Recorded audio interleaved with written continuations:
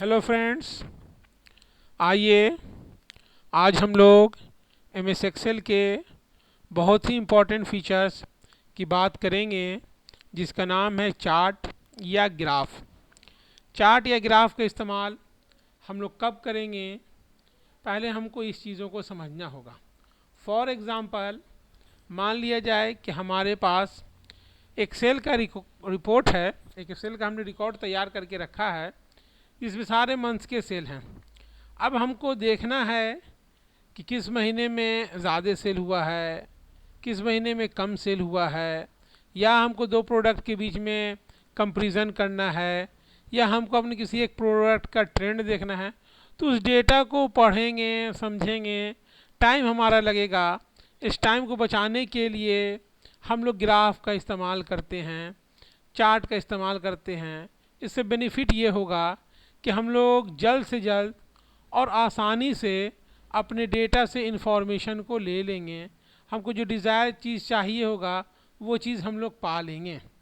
इसके लिए हम लोग ग्राफ या चार्ट का इस्तेमाल करते हैं। तो चार्ट क्या है? चार्ट इज़ अ ग्राफिकल या pictorial representation of data. Graph chart के बारे में हम लोग क्या कहेंगे, क्या कहा जाएगा? चार्ट इज़ अ ग्राफिकल या पिक्टोरियल रिप्रेजेंटेशन ऑफ डेटा, जिसकी मदद से हम लोग अपने रिकॉर्ड को एनालाइज कर पाएंगे, आसानी के साथ देख लेंगे। एमएस एक्सेल में डिफरेंट टाइप्स ऑफ चार्ट्स दिए गए हैं, जिसकी मदद से हम लोग अपने डेटा का पिक्टोरियल रिप्रेजेंटेशन कर सकते हैं। लेकिन कॉमनली जो हम लोग इस्तेमाल करते हैं, जिसका सबसे ज़्यादा इस्तेमाल होता है, वो चार ही होते हैं। और बहुत सारे दिए गए हैं, लेकिन हम लोग मैक्सिमम जो इस्तेमाल करते हैं कॉमनली वो कॉमन कॉलम चार्ट है, बार चार्ट है, लाइन चार्ट है और पाई चार्ट है। तो कॉलम चार्ट का क्या काम है, लाइन चार्ट का क्या काम है? तो अगर हम लोग कॉलम चार्ट को चूज़ करते हैं तो column chart is represented by vertical columns to show the variation of different values of data over a period of time. हम लोग कॉलम के रूप में अपने डेटा के वैल्यू को देख सकते हैं। ठीक है, ये फॉर एग्जांपल एक हमारे पास डेटा है जिसमें पास टाइप है या आइटम है, सोनी है, कैनन है, कोडैक है। ईयर 2006 में क्या सेल हुआ है, ईयर 2007 में क्या सेल हुआ है, ईयर 2008 में क्या सेल हुआ है, इसको हम लोगों को देखना है। तो हम लोग इसको किस तरह से देखेंगे, आइए अब देखते हैं। फॉर एग्ज़ाम्पल, ये मेरे पास डेटा पहले से फीड है। इस आइटम को हम मिटा के, टाइप्स को मिटा के आइटम्स कर देते हैं। आइए, अब हमने इसको सिलेक्ट कर लिया। पिक्टोरियल रिप्रेजेंटेशन करने के लिए अभी हम लोग कॉलम चार्ट की बात करेंगे। तो सबसे पहले हमने अपने डेटा को सिलेक्ट कर लिया है। सिलेक्ट करने के बाद इंसर्ट में जाएंगे। इंसर्ट में जाने के बाद ये हमारा चार्ट ग्रुप्स एरिया है। यहाँ पे हमको आपको 2D 3D कॉलम चार्ट दिखेगा। तो हम 3D चूज़ कर लेते हैं, जो हम लोगों को समझने के लिए आसानी होगा।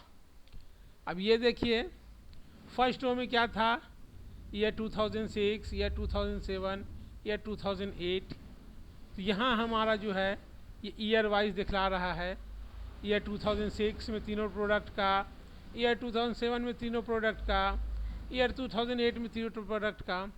और ये जगह जो है ये वैल्यू हो गए हैं आइटम्स के, यानी कि सोनी का, कैनन का और कोडक का। अब हम लोग इसको समझते हैं।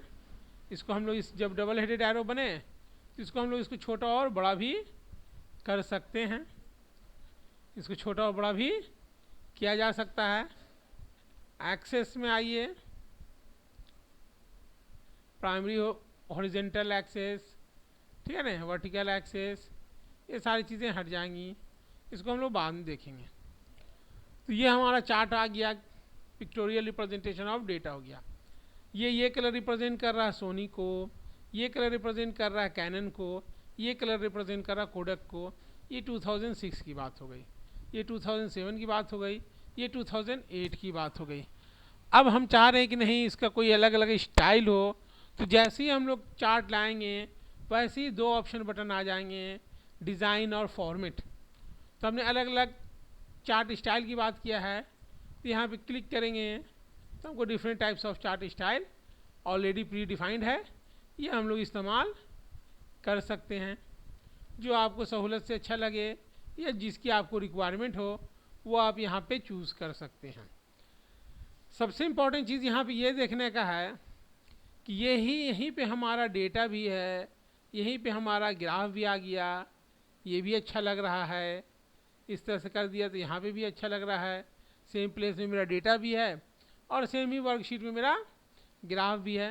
लेकिन कभी रिक्वायरमेंट हो जाता है कि नहीं, हमको ग्राफ जो है नए शीट में चाहिए, दूसरे शीट में चाहिए, डेटा के अपने जिस शीट में उसी शीट में रहे, तो नए शीट में किस तरह से हम लोग मूव करेंगे। तो जब हमारा चार्ट ग्राफ सिलेक्ट रहेगा तो यहाँ पे हमको डिज़ाइन का ऑप्शन आएगा। इस डिज़ाइन के ऑप्शन से हम लोग मूव चार्ट में जाएंगे। जब हम लोग इस पर क्लिक करेंगे तो एक विंडो ओपन होगा और यहाँ हम लोग चूज़ कर लेंगे न्यू शीट। क्या चूज़ करेंगे? न्यू शीट और ओके। जैसे हम लोग न्यू शीट किया, ये जो अब आपका जो है ग्राफ जो है एक नए शीट में आ गया, नए चार्ट में आ गया, जिसका नाम हो गया चार्ट 1। तो जब हम लोगों को वर्टिकली देखना रहता है, the data values are organise vertically करना रहता है, तब हम लोग कॉलम चार्ट का इस्तेमाल करते हैं। The data values are organise vertically, वैसे टाइम में हम लोग कॉलम चार्ट का इस्तेमाल करते हैं। अब आइए हम लोग नेक्स्ट टॉपिक को देखते हैं, bar chart. Bar chart just like column ही चार्ट है, लेकिन यहाँ सिर्फ फ़र्क ये है कि data values are organised horizontally. जब डेटा वैल्यू को हम लोग हॉरिजेंटली ऑर्गेनाइज करेंगे तब हम लोग जो है बार चार्ट का इस्तेमाल करेंगे। आइए इसी ग्राफ को हम लोग फिर देख लेते हैं। ये हमने सेलेक्ट कर लिया, इंसर्ट में गए, यहाँ जाते हैं और यहाँ 3D बार चूज़ कर लेते हैं। तभी आपने पिछला देखा है, जस्ट उसी की तरह सेम है, लेकिन यहाँ हॉरिजेंटली और वर्टिकली में फ़र्क हो गया है। यहाँ क्या था आपका कॉलम चार्ट में हम लोग का वर्टिकली था, अब बार चार्ट में भी क्या हो गया है, हॉरिजेंटली हो गया है। तो यही बेसिक डिफरेंसेस हैं बार चार्ट और कॉलम चार्ट के बीच में। इसी तरह यहाँ भी ऑप्शन सेम सारे हैं। अगर आप स्टाइल बदलना चाहते हैं आप स्टाइल बदल लीजिए, नए शीट में ले जाना चाहते हैं तो मूव चार्ट में चले जाइए, न्यू शीट चूज़ कीजिए और ओके कर दीजिए, तब आपका यह इसका नाम हो गया चार्ट 2। आइए अब नेक्स्ट टॉपिक की तरफ हम लोग बढ़ते हैं, लाइन चार्ट। लाइन चार्ट का इस्तेमाल क्या होता है? लाइन चार्ट का इस्तेमाल आप लोग अगर क्रिकेट मैच देखते होंगे तो उसमें दो टीमों के एवरेज ओवर के हिसाब से कंपैरिजन दिखलाता है कि 10 ओवर में क्या पोजीशन है एक्स टीम की और क्या पोजीशन है वाई टीम की, कि 10 ओवर में उनका कितना विकेट गिर चुका है और 10 ओवर तक इन्होंने कितना रन बनाया है, अगली 20 ओवर तक में इन्होंने क्या ट्रेंड रहा है। तो अपने कंपनी के ट्रेंड को दिखलाने के लिए हम लोग लाइन चार्ट का इस्तेमाल करते हैं, या दो प्रोडक्ट के बीच में कंपैरिजन करने के लिए भी हम लोग लाइन चार्ट का इस्तेमाल करते हैं। दो प्रोडक्ट के बीच में कंपैरिजन करने के लिए, या एक ही प्रोडक्ट के ट्रेंड को वो किस तरह से इंक्रीज़ कर रहा है, एक डिक्लाइन कर रहा है, क्या उसका प्रोसेस है, इसको देखने के लिए वो किस तरह से बिजनेस में बढ़ रहा है या घट रहा है, इस ट्रेंड को देखने के लिए हम लोग लाइन चार्ट का इस्तेमाल करते हैं। आइए देख लेते हैं लाइन चार्ट को भी। डेटा को हमने सिलेक्ट कर लिया है, इंसर्ट में गए हैं और यहाँ हमारा लाइन चार्ट है। इस लाइन चार्ट को हमने चूज़ कर लिया। ये देखिए एक लाइन बन गया हमारा। ये दिखला रहा है कोर्स DCA का दिखला रहा है कि जनवरी महीने में 7000 था, फरवरी में आप डिक्लाइन किए हैं, फिर फरवरी के बाद आप जो है मार्च और अप्रैल में बढ़े हैं और फिर आप जो है डिक्लाइन कर गए हैं मई और जून में। इस तरह से ट्रेंड को दिखलाने के लिए हम लोग लाइन चार्ट का इस्तेमाल करते हैं। Insert line chart.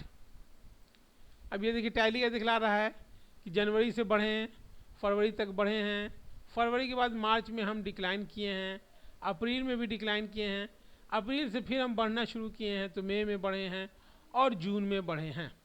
तो इस तरह से हम लोग अपने ट्रेंड को दिखलाने के लिए लाइन चार्ट का इस्तेमाल करते हैं।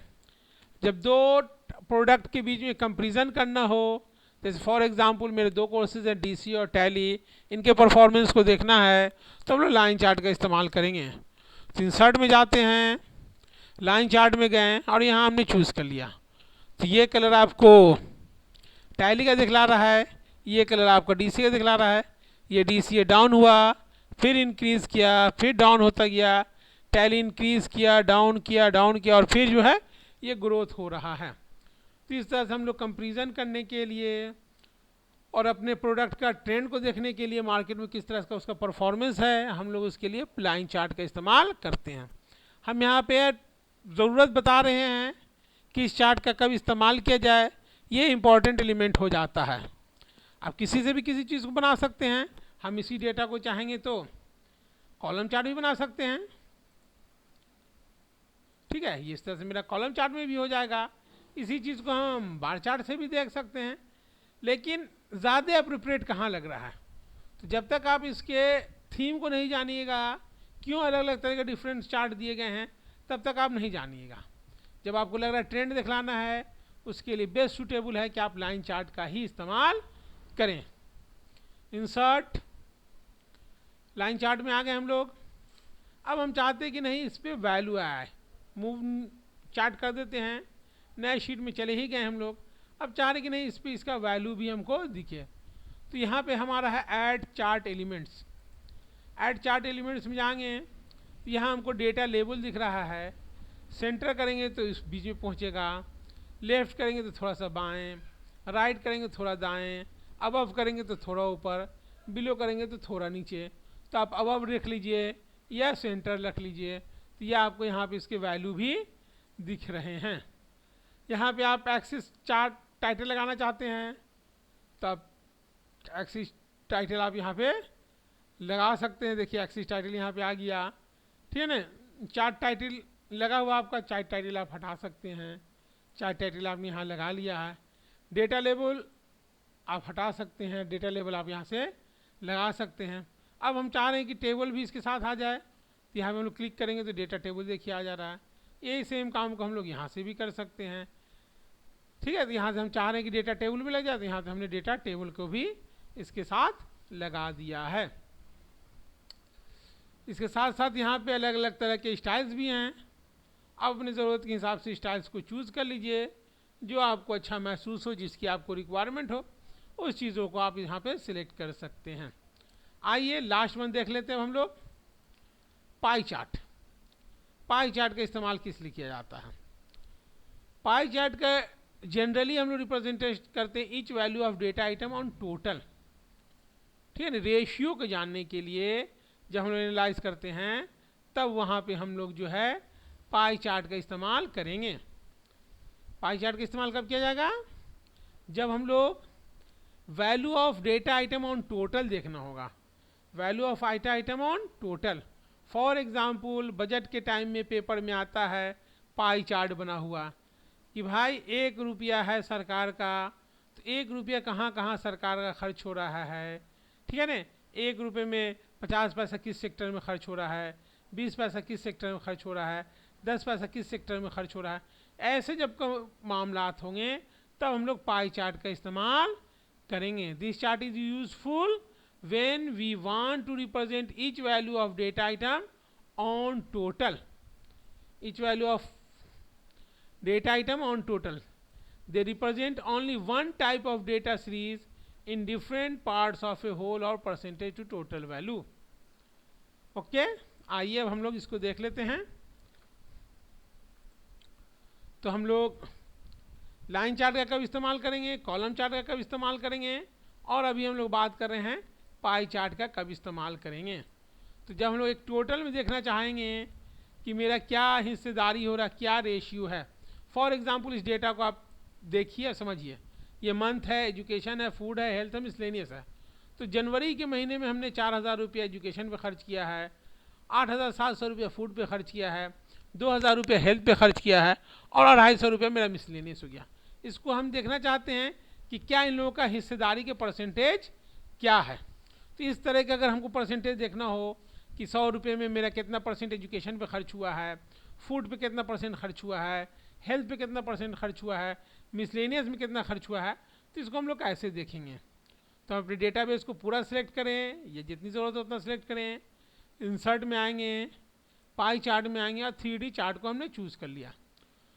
तो जब भी ये रिप्रेजेंट करेगा एक ही को रिप्रेजेंट करेगा, यानी कि जनवरी मंथ को ही रिप्रेजेंट कर रहा है। सब सिलेक्ट हमने किया ज़रूर, लेकिन ये सिर्फ और सिर्फ जनवरी मंथ को ही सिलेक्ट कर रहा है। तो ये आपका ये कलर दिखला रहा फूड का, जितना आप खर्च कर रहे हैं उसका 51% आप जो है फूड पे खर्चा कर रहे हैं, ठीक है ना। ये कलर आपका जो एजुकेशन का है, जितना भी आपने खर्च किया है उसमें 23% जो आप जो है एजुकेशन के मद में खर्च कर रहे हैं। यह आपका मिसलेनियस हो गया है, आप अपने खर्च का 15% मिसलेनियस के मद में खर्च कर रहे हैं और आप अपने खर्च का 12% जो है हेल्थ पे खर्च कर रहे हैं।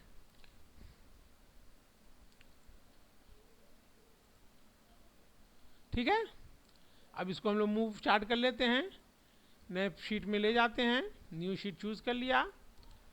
अब यहाँ पे हम चाह रहे हैं कि इसके वैल्यू भी आ जाएं। तो यहाँ पे स्टाइल ऑलरेडी हम लोगों के हैं, यहाँ पे वैल्यू वाली स्टाइल को हम लोग चूज़ कर लेते हैं। ये परसेंटेज का आ गया, यहाँ से हमने परसेंटेज चूज़ कर लिया। यहाँ पे हम लोगों का अब इसमें जो है वैल्यू तो दिख नहीं रहा है, तो मसला हो गया है। ये परसेंटेज तो आ रहा है लेकिन वैल्यू नहीं आ रहा है।